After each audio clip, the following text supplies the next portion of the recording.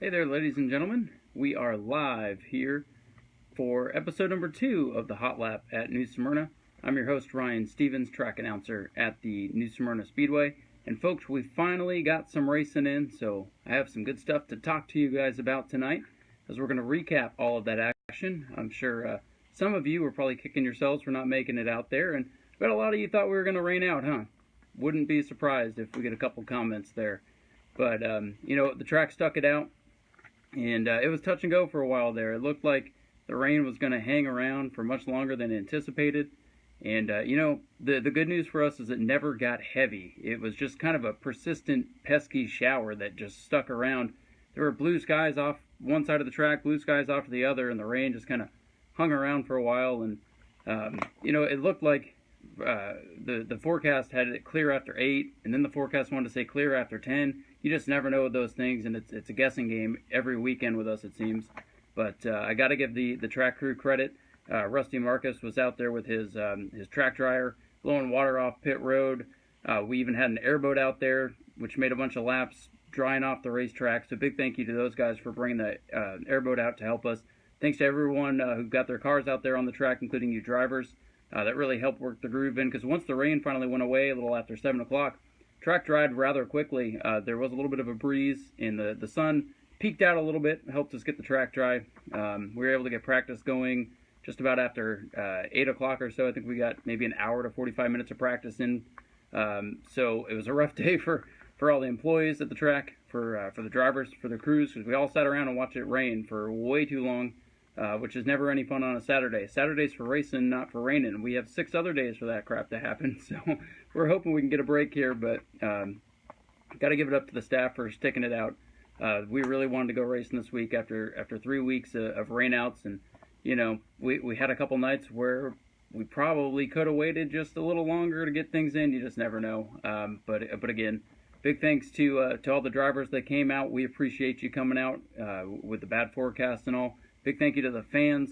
I know there's probably a lot of you who didn't believe in us and didn't think we'd get the show in, and we did, and you missed a good night. So let's get right into things here and start talking about what we saw on Saturday night. Of course, we had the Pro Late models back in town for a big 50-lap feature, and we had a pretty good field. There was 10 cars there. First race, we had 8. All things considered, with the weather, 10 cars isn't too bad. So, had a pretty good competitive field, though. Cole Anderson was here, Gio Bramante was here, young Dawson Fletcher were there. Those were kind of the 3 guys that we knew were going to be a big deal, and they squared off early. The race started with a pill draw. We didn't have time for qualifying. We scrapped all the heat races. We got right into feature action. These guys didn't get a lot of track time, not a lot of practice. We gave them a 5-minute or a 5-lap scuff session before the race to dial things in. So there are a lot of unknowns going into this race. And because of all that, because of track conditions, everybody started with single file starts and restarts to try to let these guys salvage their rides. But when the race got started, Gio Bramante drew the pole, and he led for a while. The first caution came out when the 4-car Rodney Butcher got loose and spun off 2. It was a tough break for him. He was running very well. I think this is only second or third start in a Pro Late model. I could be wrong on the number of starts there, but he's relatively new to the Pro Late models. And he was running solid, second or third when he spun out, brought out the caution.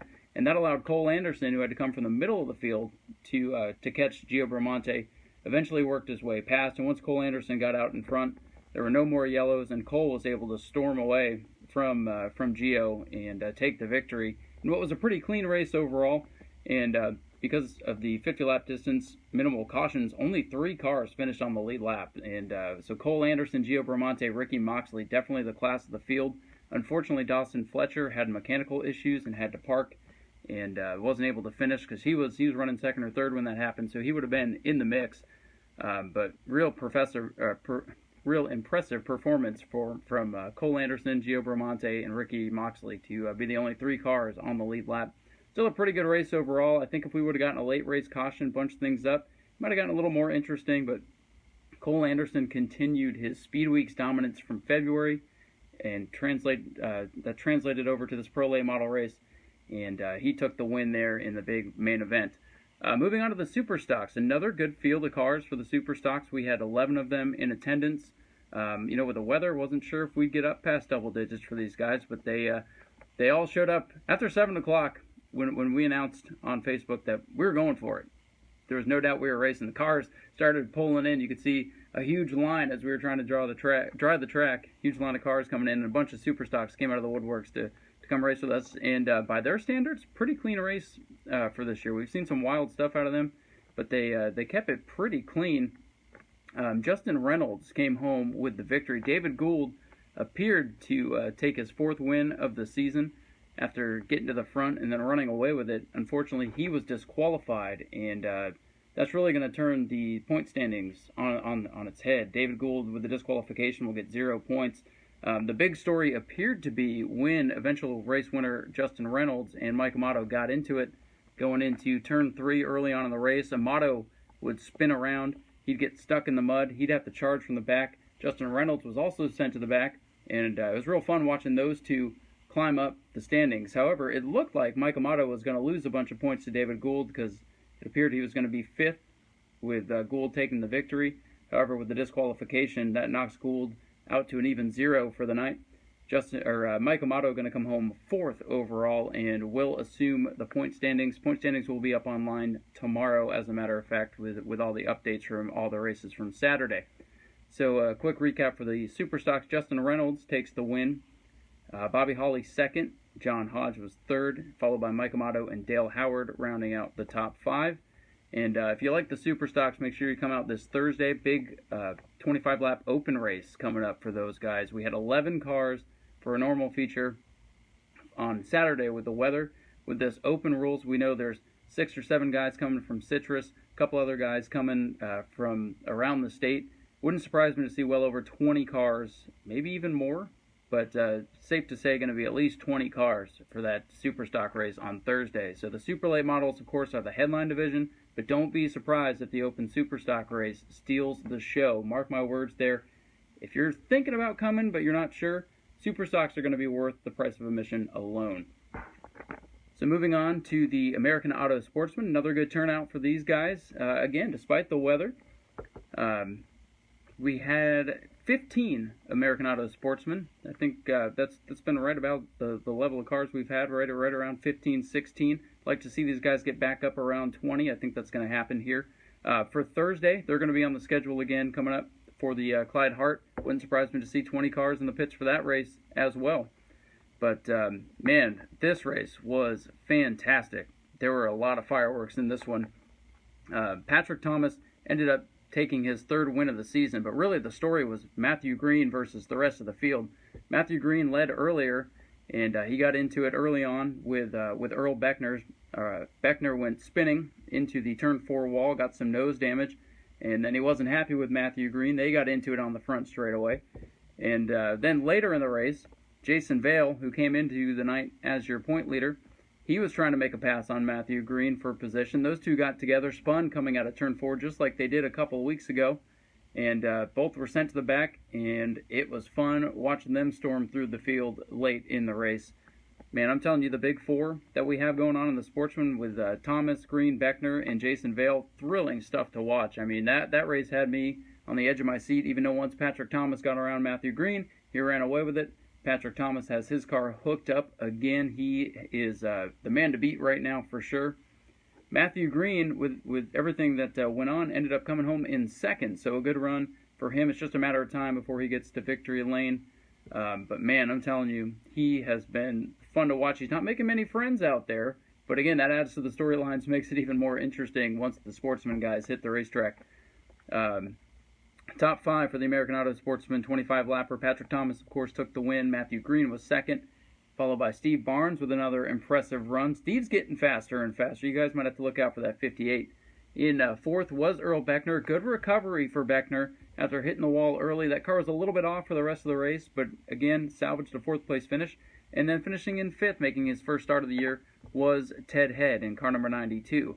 Now, a story, as far as the points go, apparent point leader Jason Vale was disqualified in technical inspection after the show, so that's going to kill him in the point standings.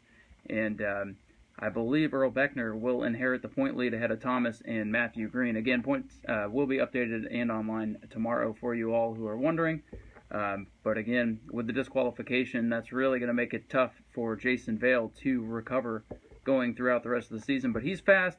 I'm sure he'll come back, win a lot of races, and be back with a vengeance, just like David Gould will be even after the disqualification. Now, the American Auto Sportsman ran the Dash for Cash race later on in the evening, brought to you by Atlantis Contractors, of course. And Shane Held won that Dash for Cash.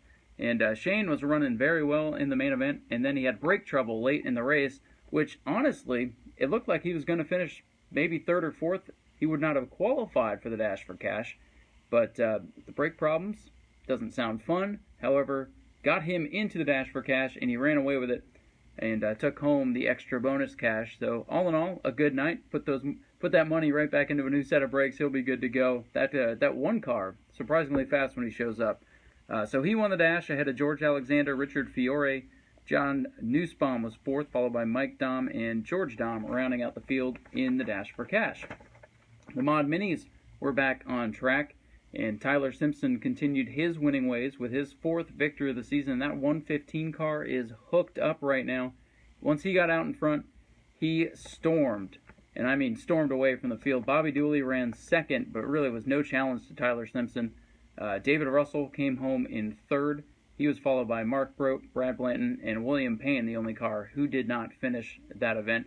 It was a clean and green race for the Mod Minis. Their 20-lap feature went off without a hitch. Tyler Simpson, fourth win of the season, and will extend his point lead.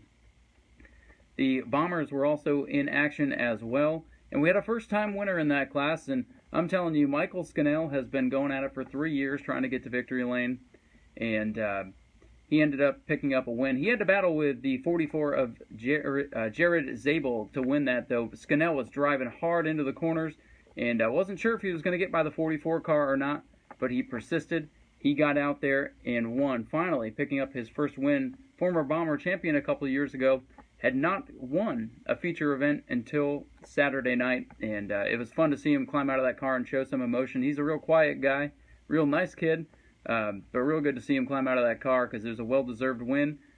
So Scannell, former Bomber champion, gets his first feature victory. Always cool to see a first-time winner. Jared Zabel came home second. He was followed by Dan Webb and John McCormick rounding out the field. And then, of course, we had the ground pounders here as well. We had 9 cars on the grounds. However, about half of them developed trouble, couldn't even start the race. So their 20-lap feature got cut to 10 laps. And Fred Robinson looked real stout in that orange number 78. He took home his second win of the year. So Fred Robinson was able to outlast the competition and keep his car together as some of the other guys started experiencing trouble. That's the thing about these ground pounders. They're classic vintage racing cars, so a lot of times they get out there, they get up to speed, and parts start breaking on these things. Some of the parts are probably older than I am, no lie. So the guys that were able to finish, Fred Robinson took the win.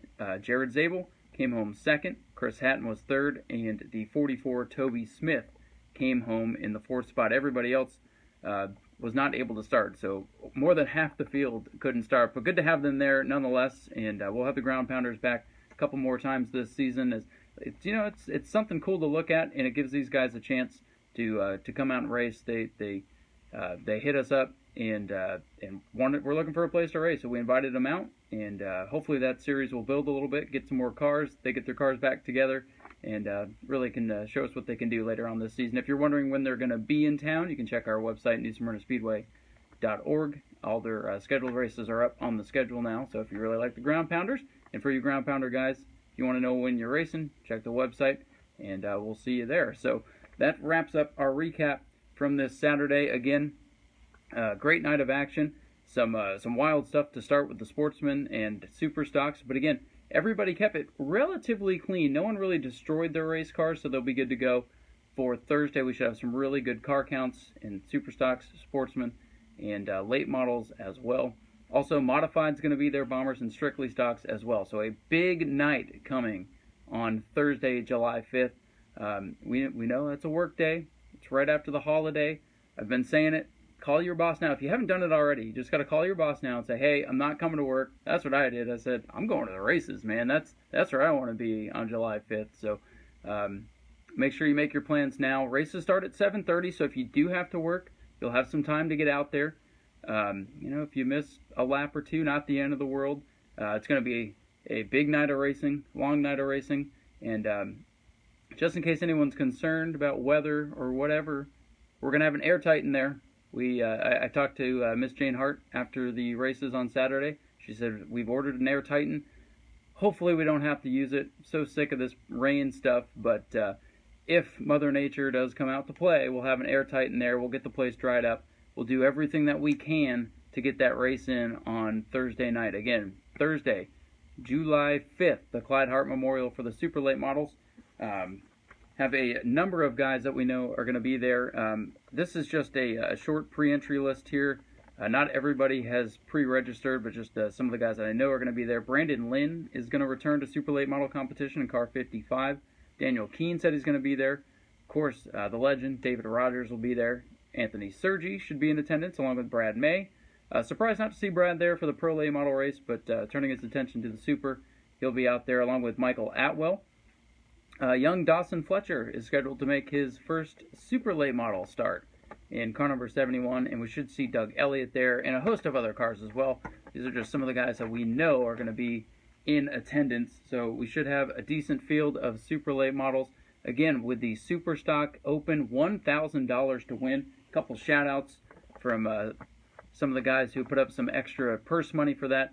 Got to thank Charles King and Southeast Waterproofing for putting up some money, along with Sunshine Seamless Gutters, Amato Motorsports, and Jim Moore Oil. They've all come on board. It was going to be a $500 to win open race, but they've all come in, put up some extra money. So $1,000 to win, a little bit extra money throughout the first couple of positions in the field as well. So again, that's going to be a great event for all you Camaros, your Novas, all those cars that keep saying, we want to run here. This is your chance. Show us that you want to be here. Maybe we can get some things changed, open some things up for next year.